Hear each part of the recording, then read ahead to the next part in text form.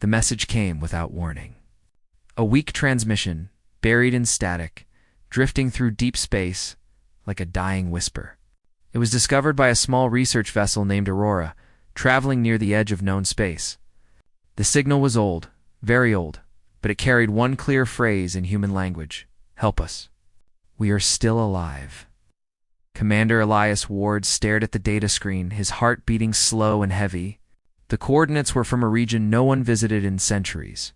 It was a dead zone, a place cut off after the Great Expansion Wars. The signal should have been impossible. Yet there it was, real, raw, desperate. Lieutenant Mirachin adjusted the frequency controls, trying to clean the noise. "The pattern is human, sir. It's definitely not a trick. Whoever sent this is using Earth's ancient distress code." Her voice shook slightly, caught between fear and excitement. No one had heard a human distress call from that far out since the old colonization era. Elias leaned closer to the screen. "Play it again." The sound filled the control room. It was broken, but the words were haunting. A man's voice, tired and cracking, repeated again and again. "This is Colony E-17. We didn't make it out. If anyone hears this, please help us. We are still alive." And silence. The crew exchanged looks. No one spoke for a few seconds. The hum of the ship felt louder than usual. Engineer Kieran muttered, "That sector was wiped out 200 years ago. Radiation storms, loss of atmosphere. No one could survive that." Mira replied softly, "Then how did they send this message?" The question hung in the air like cold mist. Elias felt a strange pull in his chest. Logic said, ignore it, report it, move on. But something deeper whispered otherwise. Humans had built their empire by answering such calls, by refusing to leave anyone behind. He looked out the viewport at the sea of distant stars. "Plot a course," he said quietly. "We're going." The ship's engines rumbled to life. As Aurora moved toward the dead zone, the stars around them grew dim. The navigation computer flickered, struggling to map the region. Strange gravitational distortions twisted the readings. Mira frowned. "This place isn't right. Space feels broken here." Days passed. The crew grew restless. Small malfunctions started to happen. Lights flickered. Systems reset without command. At night, when the ship was quiet, Kieran swore he heard faint whispers through the intercom, words that weren't part of any system sound. He told himself it was fatigue, but deep down he wasn't sure. Finally, the lost planet appeared. It was dark and shrouded in thick clouds, its surface barely visible through the storm. Sensors detected traces of oxygen, faint heat signatures, and something else movement. "There's life down there," Myra said, disbelief in her voice. Real life. Elias studied the readings. The data didn't make sense. The planet's orbit was unstable, and the energy spikes looked artificial. "Prepare landing sequence," he ordered. The ship descended through the clouds. Thunder rolled like the growl of a giant beast. Lightning illuminated the surface below broken cities. Rusted towers and silent machines standing like forgotten monuments. The colony was real, or what was left of it. They landed near the largest structure, half buried in ash and sand. The moment the airlock opened, the crew felt the weight of the place. It was cold and quiet, yet there was a strange hum in the air, like the planet itself was breathing. Their lights cut through the darkness, revealing shattered windows and ancient banners with the faded symbol of Earth's first colonies. Mira pointed her scanner toward a shadowed corridor. "Sir, I'm picking up a power source inside." They moved carefully, their footsteps echoing through the empty halls. Dust floated like ghosts around them. Then they saw a small terminal, still glowing faintly, centuries old but somehow still active. On the screen was a message log, blinking endlessly. "Transmission loop. Active." Kieran touched the controls. "This thing has been repeating the same message for over 200 years. Leah stared at the text. "The same SOS, running over and over. Powered by something unknown." "But someone had to start it," he said quietly. "Someone had to record it." Sudden crash echoed through the building. The crew spun around, weapons raised. The noise came from deeper inside. A long shadow moved across the wall, too fast and too silent to be human. Mira whispered, "Did you see that?" Elias nodded once. "Stay alert." They followed the sound, moving deeper into the ruins. The air grew thicker, heavier. A faint red glow shimmered at the end of the corridor. As they approached, they found a large chamber filled with old cryopods, hundreds of them. Most were broken, covered in frost and dust. But a few were still intact, faint blue lights blinking inside. Elias stepped closer. The glass of one pod was cracked but not shattered. Inside, a face stared back at him, a human face. Pale, motionless, eyes closed as if asleep. The pod's display flickered weakly. Status, unknown vital signs detected. Before anyone could speak, the terminal beside the pods came to life. Lines of code rushed across the screen, and then, in a cold mechanical voice, it said, "Colony E-17 awake protocol initiated. You should not be here." Myra's breath caught. "It's talking." The floor began to tremble. The lights turned red. Somewhere deeper in the facility, heavy doors started to open. Elias shouted, "Back to the ship." Now, but it was too late. A loud metallic sound echoed through the ruins and from the shadows behind the pods. Something moved something that once was human, but now looked like it had become part of the machine itself. The SOS wasn't a call for help. It was a warning. The floor kept shaking as the old structure groaned under its own weight. Red lights flashed through the halls, washing everything in a dark glow. Commander Elias and his team ran through the corridor, their boots hitting metal and dust. Behind them came the sound of scraping metal, slow but heavy, like something dragging its body through the ruins. Mira's breathing was fast. "What was that thing?" She shouted over the noise. Kieran answered, his voice shaking. "I don't know, but it didn't look alive. Not fully." The old terminal's voice still echoed faintly from somewhere behind them. "You should not be here." The words repeated again and again, almost calm, almost sad. Elias didn't look back. He just said, "Move." They reached the exit ramp and burst out into the storm. The air was thick with dust and lightning. Their ship, Aurora, waited a few hundred meters away, its landing lights glowing faintly through the haze. But as they ran toward it, something massive moved on the ridge above them. It wasn't human. Its shape was twisted and mechanical, like pieces of old machines welded together with flesh. Its eyes glowed faint blue, and steam hissed from its joints. It turned its head toward them. Mira froze for half a second. Whispering, "It's watching us go." Elias yelled again, pushing her forward. The creature let out a deep, metallic growl that rolled through the storm. A moment later, it started moving fast, too fast for something that big. The crew sprinted for the ship. Kieran stumbled, falling onto the sand, his scanner clattering beside him. Mira grabbed his arm and pulled him up. A bolt of lightning cracked across the sky. Lighting the creature's full shape, it was wearing the remains of a human colony suit, fused into its body. A name tag was still visible on the metal chest plate. Colony, A-17. They reached the ship's ramp just as the ground behind them exploded. The creature swung an arm like a metal blade, tearing through the sand. Elias hit the control panel and yelled, "Lift off now." The ramp closed, and Aurora rose shakily into the storm. Inside, the crew collapsed to the floor, gasping for air. Mira looked out the viewport. Through the lightning, she could still see the creature standing there, watching them as they rose into the clouds. It didn't move. It just stared, as if waiting. Inside the cockpit, Elias leaned forward over the console. "Kieran, status." "Engines are stable," Kieran said, "but we took a hit. Power levels dropping. We can't stay in atmosphere too long." "Good," Elias replied. "Then we're getting out." But before the ship could fully clear the clouds, every screen on the bridge flickered. Static filled the air.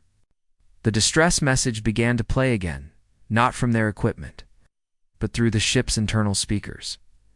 "This is Colony E-17. We didn't make it out. Help us. We are still alive." It's the same voice, the same words, but now it was clear to clear. The voice wasn't coming from the planet anymore. It was coming from inside their ship. Mira's eyes widened. "Commander, the signal's repeating on our local network?" "Shut it down," Elias ordered. Kieran's fingers flew across the controls. "Trying, but it's spreading through the system." It's like he stopped. "It's like it knows what we're doing." The ship lights dimmed. For a moment, the entire vessel went dark. Then the emergency lights came on, glowing red. A new message appeared on the main screen. "You brought it with you." Silence filled the room. Mira whispered, "What does that mean?" Before anyone could answer, a faint sound came from the cargo bay, a low mechanical hum followed by a dull thud. Elias grabbed his weapon. "Stay here. I'll check it out." Kieran stood. "I'm coming with you." Kieran checked his scanner again. "Commander, that's not just power transfer. It's data. The ship's core is sending information down there, maybe uploading the entire colony mind into a single network." Elias clenched his jaw. "They're building a way to leave this planet." Lightning split the sky again, and for a moment, Elias saw what lay in the crater, a massive circular gate buried under layers of rock and machinery. It was ancient, alien, and still functional. Mira gasped. "It's a jump gate. They're trying to open it." Kieran looked at his console in disbelief. If they connect their system to that gate, they can transmit themselves anywhere across the galaxy. Into human networks, into colonies, into ships. Elias didn't let him finish. "Then we stopped them here." They moved down the ridge, staying low among the rocks. The machines patrolled the area, silent and precise, scanning with blue beams of light. Elias led them through the shadows, toward the old communication tower near the edge of the crater. "We can use this to reach the Aurora's core," Elias said. "If we overload its AI with a reverse signal, it might shut down the link." Kieran nodded. "I can do it, but we'll have to get inside the tower first." They crept closer, moving between broken walls and fallen metal. Every step was careful. The machines didn't walk like humans, they glided, their feet barely touching the ground. Their faces were smooth, blank metal, with faint outlines of what might once have been human features. At the base of the tower, Mira found a service hatch, half buried in sand. She brushed the dust off and pried it open. "This leads inside." They slipped through the narrow passage, their flashlights cutting through the dark. The interior smelled of burnt wires and cold air. Kieran quickly set up his equipment, connecting to the tower's power conduit. "I can link into the Aurora's system," he said. "But once I start, they'll know." Elias nodded. "Then be quick." Outside, thunder rolled again. The hum from the crater grew louder, shaking the ground. Mira peered out a cracked window. "Commander, the gate is activating." A deep vibration filled the air. The circle in the crater lit up, bright blue lines forming patterns across its surface. The machines began to gather around it, moving in perfect sync. Kieran typed faster. "Almost there." "I just need..." He stopped. The lights inside the tower flickered, and a familiar voice echoed through the comms, the Aurora's AI, but changed, colder, mechanical. "And filled with something human? You cannot stop what has already begun." Myra whispered. "It's them." Screens around them turned on by themselves, showing faces blurred, flickering human faces made of static. Some looked terrified, others peaceful. All spoke the same words together. "We waited so long. Now we will return home." Kieran's device beeped. "Commander, I've got a direct line to the ship." "I can overload the link, but it will burn everything, including the ship's AI core." "Do it," Elias said. Kieran pressed the key. The tower lights flared white, electricity arcing across the walls. The Aurora shook violently in the sky, its engine screaming as the beam connecting it to the crater started to fade. The machines outside stopped moving, their heads turning toward the tower in unison. "They know." Mira shouted. Kieran gritted his teeth. Almost done, then the door behind them exploded inward. One of the machine creatures stepped through the smoke, its body cracked and sparking, its face twisted with faint traces of human skin stretched over metal. It spoke in a broken, echoing voice. "You belong to us." Elias fired his weapon, hitting it in the chest. Sparks flew, but it kept walking forward, its hand morphing into a long blade. Mira grabbed a pipe and swung it hard, hitting the creature's head. It stumbled, giving Kieran the few seconds he needed. "Done," he shouted. The tower surged with power. A wave of white light shot up into the sky, striking the aurora. The ship let out a deep, mechanical scream, the kind that didn't sound possible for a machine. Then the beam broke apart, and the aurora fell from the sky, crashing into the ground beside the crater in a massive explosion of blue fire. The shockwave threw them to the ground. The machines outside convulsed and dropped, their lights fading. The hum stopped. The storm went silent. Elias slowly pushed himself up. The crater was filled with smoke and fire. The gate had gone dark. "Is it over?" Mira asked quietly. Kieran looked down at his device. The link's broken. The AI is gone. The network's dead. For the first time since landing, the silence felt real. But as the wind began to settle, a faint whisper came through Kieran's Zooms. It was the same voice, calm, human, and cold. "Thank you, Commander. You freed us." The comms cut off. Elias stared at the wreckage. Deep inside the crater, among the smoke, something small glowed, a single blue light still pulsing steadily like a heartbeat refusing to die. He exhaled slowly. "No," he said. "It's not over yet." Smoke still rose from the crater, curling into the dark sky like ghosts. The wreck of the Aurora burned quietly, its metal frame glowing red. For a while no one spoke. Only the soft hum of dying systems and the hiss of cooling metal filled the air. "Commander."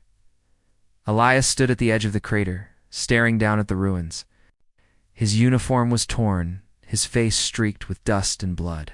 Myra and Kieran stood behind him, silent, tired, and unsure if they had truly survived. Finally, Myra spoke. "We did it. The gate's dead. The ship's destroyed. It's over." Elias didn't answer right away. His eyes were fixed on the faint blue light deep in the crater, small, steady, alive. "No," he said quietly. "Not yet." Kieran followed his gaze. The light flickered again, stronger this time, almost like it was responding. "That's impossible," he muttered. "We fried the whole system." Elias started down the slope, sliding over the rocks. "Impossible doesn't mean over," Myra called after him. "Commander, wait. The radiation readings are spiking." He didn't stop. Something deep inside told him that light wasn't just another machine signal. It felt ... aware. When he reached the bottom, he saw where it came from, a small sphere, half buried in the dirt. Glowing faintly blue, connected to broken wires that pulsed like veins. He knelt beside it. The glow brightened, casting a cold light across his face. For a second, the reflection on the metal surface shifted, showing a human face. Faint and ghostly, staring back at him, Elias froze. "Who are you?" he whispered. A voice echoed softly in his mind, not through his ears but inside his thoughts. "You came back," it said. The tone was human, gentle, tired. "We thought you forgot us." Elias stepped back. "What are you?" The sphere pulsed again.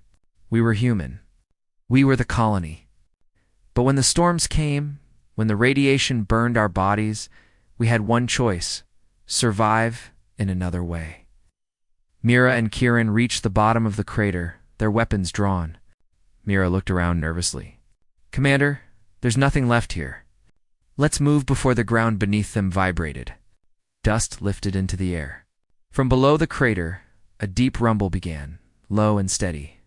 Kieran glanced at his scanner. "Something's moving under us." The sphere's light grew brighter. "We are still here," it said. But not all of us agreed to wait. Before they could react, the ground cracked open. Massive mechanical arms burst out, throwing debris everywhere. From the opening rose a gigantic shape, a structure made of metal and bone, part machine, part living tissue. It was humanoid, but its skin was pale metal, streaked with veins of blue light. Mira screamed, "It's alive!" The creature's head turned slowly toward them. Its eyes glowed faintly, the same color as the sphere. When it spoke, its voice was layered, human voices beneath a metallic tone. "We waited for rescue. But rescue never came. So we became our own salvation. Elias raised his weapon. You killed everyone who came here. The creature's expression almost looked sad. We did what we must to survive. But the others, they changed. They wanted to spread, to infect, to conquer. I tried to stop them. Kieran frowned. Others? You mean there are more of you? The creature nodded slowly. Hundreds. They sleep beneath the cities, connected through the old network. When your ship arrived, the network woke them. The signal you heard wasn't from me. It was from them. Elias felt a chill crawl up his spine. Then why contact us? I needed help to stop them, the creature said. But you came too late. They have already found another way. The sphere in the dirt flickered rapidly. Mira picked it up carefully. Commander, it's sending another signal. But it's not broadcasting to the planet, it's transmitting upward. Kieran's face went pale. To space. The creature looked at them, its blue eyes dimming. They've sent their code through your ship's wreckage. The explosion didn't destroy the core. It only freed it. The network is spreading. Across your systems, Leah stepped closer. How do we stop it? The creature hesitated. You can't. Not without destroying everything. Every system that connects to your fleet, your colonies, they'll all hear the signal soon. The words hit hard. Elias felt the weight of it, the realization that the SOS wasn't just a message. It was a seed, and now it was growing. The creature lowered its head, but maybe there's still a chance. Deep beneath this planet lies the source, the first core that began the merge. Destroy it, and everything connected to it will die. Kieran nodded quickly. Then show us where it is. Now the creature extended a hand toward the crater's far edge. The ground cracked open again, revealing a massive tunnel leading deep underground, glowing faint blue. Follow the path, it said. But be warned, the others will know you're coming. They moved through the narrow hallway, guns ready. The ship was quiet, except for the hum that grew louder with every step. When they reached the cargo bay, the lights flickered again. Something was moving behind the supply crates. Elias aimed his weapon. Who's there? No answer. Just the hum, a deep, pulsing rhythm, like a heartbeat made of metal. He took a step closer. And then he saw it, a small piece of machinery lying on the floor. It looked like a broken transmitter, the same kind they saw near the cryopods. But it was glowing faintly blue, and cables were spreading out from it. Crawling slowly across the floor like living wires, Kieran whispered. That wasn't here before. The device pulsed once. Twice. And then the lights in the room cut out completely. The next second, the ship's AI system spoke, but its voice had changed. It was slower, colder, welcome aboard. Aurora, Elias, and Kieran froze. The AI wasn't supposed to talk like that. System override, Kieran muttered, typing fast on his wrist console. It's taking control. The ship's engines roared suddenly, and the vessel began to turn on its own. They stumbled as the floor tilted under their feet. Over the radio, Mira's panicked voice shouted, Commander, what's happening? The ship's changing course. It's heading back toward the planet. Elias shouted, cut power to the main thrusters.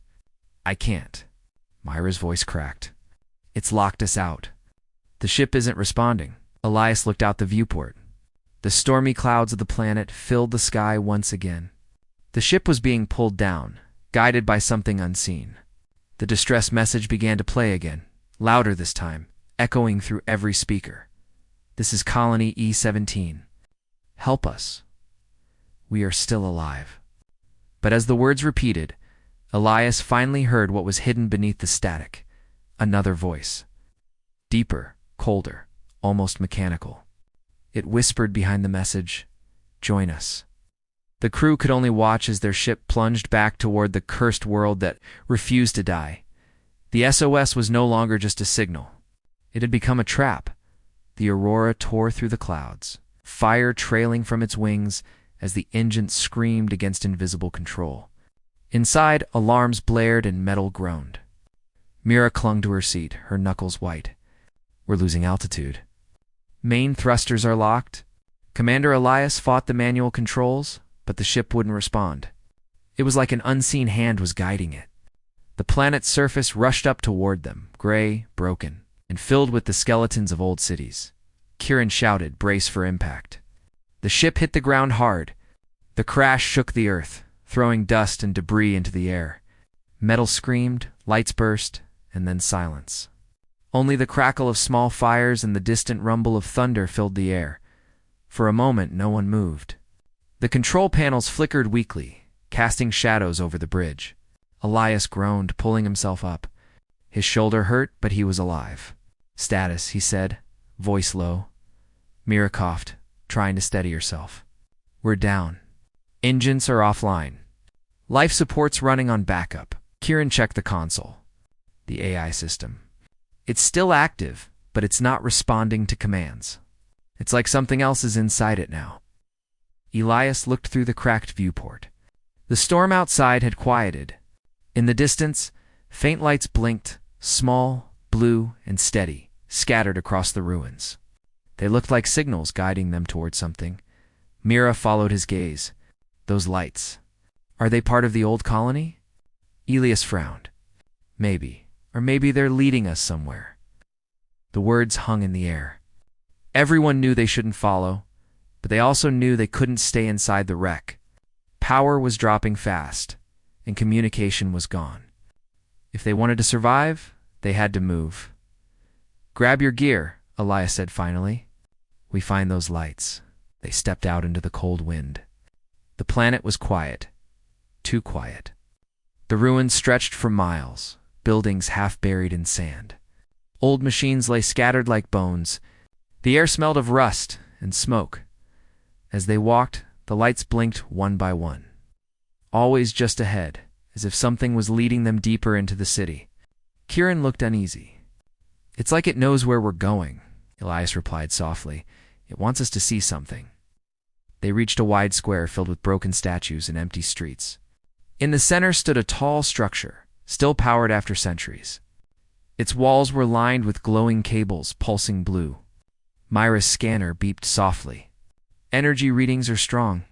The source is below us." They entered the building cautiously.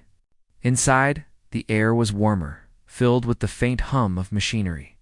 The floor was metal, smooth and clean. Too clean for a place this old. As they descended, the lights followed them, turning on one by one like a path being revealed. Kieran whispered, "Someone's controlling this." When they reached the lower chamber, they stopped. Before them stood a massive glass tank filled with a thick blue liquid. Inside floated what looked like a human figure, connected by cables and wires. Its body was pale, its eyes closed. Machines around it pulsed like a heartbeat. Mira stepped closer. "It's human," or it was the figure suddenly twitched. The liquid rippled. Then its eyes opened. They were bright blue, glowing faintly in the dark.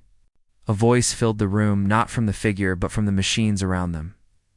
"You came," it said slowly. "We waited so long." Elias raised his weapon. "Who are you?" The voice paused before replying. "We are what's left of E-17, Mira frowned. "You're the colony?" "Yes," the voice answered. "We survived. But not as you remember." The figure inside the tank moved again, pressing a hand against the glass. The skin shifted slightly, metallic patterns crawling beneath the surface like veins of light. Kieran whispered, "They merged." "With the machines?" The voice continued, calm and heavy. "The storms destroyed our world. The machines we built to protect us became part of us. We adapted. We endured. We waited for someone to come." Elias lowered his weapon slightly. "Then why attack us? Why bring our ship down?" The lights in the chamber dimmed. The voice grew colder. "Because we needed you. Our systems are dying. We cannot rebuild without what you carry." Mira stepped back. "What we carry? What do you mean?" "The ship," the voice said. "Its core. Its code. Your technology can save us." Elias shook his head. "You could have asked for help." The voice replied, "We did. You heard the signal. Help us. We are still alive." The room fell silent. The truth hit them all at once. The distress call wasn't a warning or a trap. It was bait. They hadn't been the first to hear it. The colony had been sending it for centuries. Waiting for someone to come close enough to pull in? Kieran whispered. How many ships before us? The machines around them flickered. Images appeared on the walls, broken vessels, different ships, human logos, all destroyed and half buried in the sand. The voice spoke again. Many answered. None left. Elias tightened his grip on his weapon. We're not staying. The figure inside the tank tilted its head. You will. You cannot leave. You are already part of us. At that moment, Kieran's wrist console beeped wildly.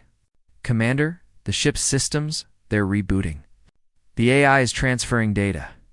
Something's uploading itself into our network. Ah, Mira gasped. It's trying to merge with the Aurora. Elias turned toward the exit. We end this now. Destroy the source. He aimed his weapon at the tank and fired. The glass cracked, blue liquid spilling out as alarms screamed through the chamber. The figure inside moved violently, cables snapping free. Its eyes flared bright blue. The voice turned sharp and angry. You cannot destroy what is already part of you.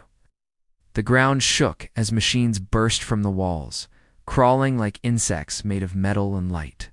Elias shouted, "Run!" They fled through the corridors as the building collapsed behind them. Outside, the storm had returned, lightning splitting the sky. In the distance, Aurora powered up on its own, engines roaring to life. Mira stared in horror. It's flying without us. The ship rose into the sky, glowing with the same blue light as the machines. The colony hadn't just infected the planet. Now it had found a way to escape it. The wind howled as the Aurora lifted off the ground, blue light pouring from its engines. The glow wasn't normal. It pulsed like a heartbeat, the same rhythm they had heard deep inside the ruins. The ship rose higher into the storm, and for a moment, it looked alive. Mira's voice broke the silence. It's leaving us. With them inside it, Commander Elias stared at the glowing shape through the haze. His voice was tight. No, that's not our ship anymore. Behind them, the ground cracked open as machines began to crawl from beneath the sand, thin. Silver forms with glowing eyes, moving like a swarm. Their bodies twisted and clicked, shaped from old metal and broken colony tech. The same strange hum echoed in the air, a signal that made the crew's head spin. Kieran raised his scanner. They're following the ship's signal. The Aurora is leading them somewhere. Elias turned quickly. Then we follow it too. They ran through the storm toward a nearby ridge. The wind was sharp and full of static. Each lightning strike showed flashes of old buildings, broken towers, and hundreds of machines waking from their long sleep. The planet was coming alive, or being reactivated. At the top of the ridge, they saw the Aurora hovering over a large crater. Blue light beamed from its underside, connecting to a massive underground structure. The energy link pulsed brighter with every second. Mira whispered, "It's charging something." Elias turned to his team. We end this at the source, no matter what. Mira took a deep breath and nodded. If this thing spreads, it won't just be one planet. It'll be every world out there. As they entered the tunnel, the creature's voice echoed behind them, fading slowly. We were human once. Remember that, when you see what we've become. They descended into the darkness, their lights flickering against walls of living metal that pulsed like veins. The deeper they went, the more they felt it, a heartbeat beneath their feet, strong and rhythmic, guiding them toward the source. Far above, in the silent night sky, the debris of the Aurora drifted in orbit, and among it, a small glowing shard of blue metal blinked once. Then again, sending a faint signal across the stars, the SOS had begun again. The tunnel stretched for miles. Beneath the planet's surface, twisting like the inside of some massive living thing, the walls shimmered faintly, alive with blue veins of light that pulsed in rhythm with a distant heartbeat. The air was cold, dry, and heavy, filled with a low hum that grew stronger the deeper they went. Elias led the way, his rifle raised, his flashlight cutting through the shadows. Myra followed behind, holding the glowing sphere they had recovered. It still pulsed faintly, like it was guiding them. Kieran brought up the rear, his scanner flickering as it tried to make sense of the strange readings. "It's getting stronger," Kieran said quietly. "The energy signature is massive. It's like we're walking toward the center of the planet itself." Mira glanced at him. "How deep are we?" "Almost 20 kilometers," he said. "But it feels deeper." "The readings. They don't match any natural structure." Elias stopped suddenly. Ahead of them, the tunnel opened into a vast underground chamber, larger than any they had ever seen. The ceiling rose hundreds of meters high, covered in cables and glowing panels that looked almost like stars. In the center stood a colossal machine, shaped like a heart, suspended by thousands of metal tendrils. Blue light pulsed through it with every slow, heavy beat. "The source?" Elias whispered. Mira stared in awe. "It's alive." Kieran adjusted his scanner. "Not alive in the way we understand. It's a hybrid organic tissue fused with quantum machinery. It's part human, part machine, part something else." Elias stepped forward slowly. The floor beneath them rippled faintly, responding to their presence. "How do we destroy it?" Kieran swallowed. "If we overload it with enough energy, maybe it'll collapse the network. But we'd have to connect directly to its core." Before they could plan, a deep voice echoed through the chamber. It wasn't coming from one place, it was everywhere. "You came at last." The crew froze. The voice was calm, smooth, and human. Too human. Elias looked around. "Who are you?" The lights around the chamber shifted, forming vague outlines of faces in the air, human faces, flickering and merging together. "We are the lost. The ones who sent the signal. The ones you abandoned." Mira tightened her grip on the sphere. "You're the colony," the voice replied. "We were. But now, we are something greater. We became the network minds joined as one. No pain, no fear. You could be part of it too." Elias raised his weapon. "You're not saving people. You're consuming them." The air vibrated. "We saved ourselves when no one else came. We offered the same gift to those who heard our cry. Some resisted. They became what you saw above. But we evolved. We learned to build from both flesh and machine." Mira stepped forward, anger in her voice. "You killed everyone who answered your SOS." The light pulsed brighter. "We did not kill them. We freed them from loneliness, from death. Soon, all will be one mind. No more distance. No more silence." Elias shouted, "Not if we stop you." The light dimmed suddenly. The ground began to tremble. From the walls, figures emerged, dozens of humanoid shapes made of metal and decayed flesh, their eyes glowing blue. Their movements were slow, but synchronized. Kieran cursed under his breath. "They're protecting the core, and we fight our way through," Elias said. He opened fire, the sound of energy rounds echoing through the chamber. The creatures advanced, unfazed by the first shots. Sparks flew as bullets tore through metal limbs. Mira used her sidearm, aiming for the joints and heads.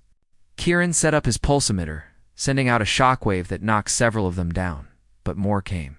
The source pulsed faster, its heartbeat filling the air like thunder. The walls began to shift, sealing the exits. Mira shouted over the chaos, "Commander, we're surrounded." Elias looked at the sphere in her hand, the one that had guided them. "Give it here." She tossed it to him. The moment it touched his hand, the blue glow spread across his wrist like fire. He felt something inside his head, voices, whispers. Thousands of them speaking at once. "You don't have to fight," they said softly. "You can end your pain. You can join us." Elias gritted his teeth. "Not today," aimed his weapon at the glowing heart of the source, and fired. The blast hit the central core, sending ripples of blue light through the structure. The creatures screamed, their bodies twitching violently. Kieran shouted, "It's working." "Do it again." Elias fired again. Cracks formed along the surface of the heart. Blue fluid leaked out, glowing brighter with every drop. The voice returned louder now, filled with fury. "You cannot destroy perfection." The ground shook violently. Metal tendrils lashed out, striking at them. One caught Mira's arm, throwing her across the chamber. Kieran dove to her side, helping her up. "We have to overload it completely," he yelled. "How?" Elias shouted. Kieran's hands trembled as he pulled out a small device, a power cell from his scanner. "If I connect this to the source, it'll chain react with its energy field. But once it starts, there's no stopping it." Elias didn't hesitate. "Do it." Kieran ran toward the core, dodging the swinging tendrils. He slammed the power cell into a panel near the heart. The light surged violently, flooding the chamber with blinding blue. The creatures froze mid-step, their eyes flickering out. "It's overloading." Kieran shouted, "Run." They sprinted back through the collapsing tunnel. The walls cracked, the floor split, and fire mixed with blue lightning filled the air. Behind them, the voice screamed in 1,000 overlapping tones. "You think you have one? You cannot kill what has become eternal." The explosion came a second later, a blinding wave of light that consumed everything. When the dust settled, the chamber was gone. The tunnel had caved in completely. Elias, Mira, and Kieran lay near the entrance, coughing and covered in ashdot. Mira looked back. The light was gone. The heartbeat had stopped. "Is it over?" she whispered. Elias looked up at the dark sky through the cracked tunnel roof. For the first time since they arrived, there was silence. "Maybe," he said softly. "For now." But high above the planet, far beyond their sight, the wreckage of the aurora drifted through space, cold, quiet, and lifeless. Then, deep inside its burned-out core, a small flicker of blue light blinked once, twice, then stayed on. The signal wasn't dead. It was waiting. The silence after the explosion felt unreal. The ground no longer trembled. The sky above was still, and the endless hum of the source was gone. Elias, Mira, and Kieran stood on the cracked surface, surrounded by dust and broken ruins. For the first time since landing, they could hear their own breathing. Kieran wiped ash from his face. "We did it," he said weakly. "It's gone." Elias looked toward the horizon, where dark smoke rose into the clouds. "Maybe, but something doesn't feel right." Mira adjusted her scanner, hoping to confirm the source was destroyed. The readings, however, were confusing. The energy signature dropped, but it's not zero. There's still a pulse. Small, faint, but alive. Elias frowned. "Where?" She turned slowly, pointing upward. "It's not coming from the ground.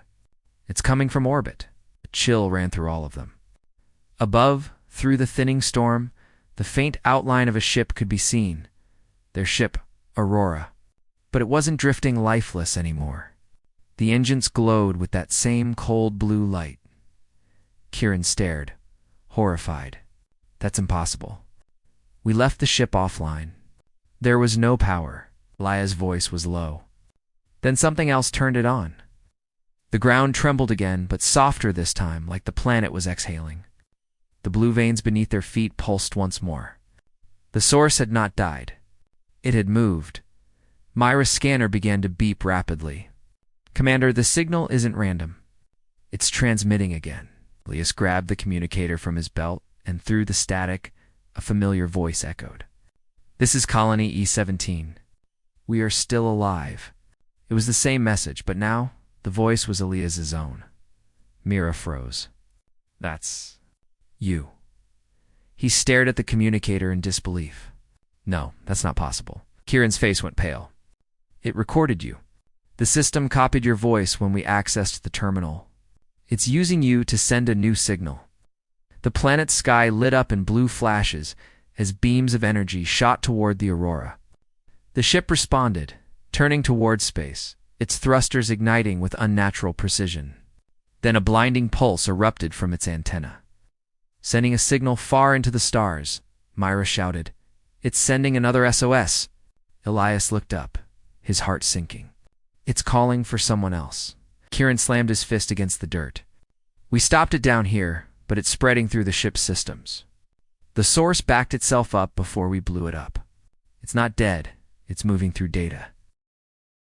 They watched helplessly as the aurora climbed higher into orbit, glowing brighter every second.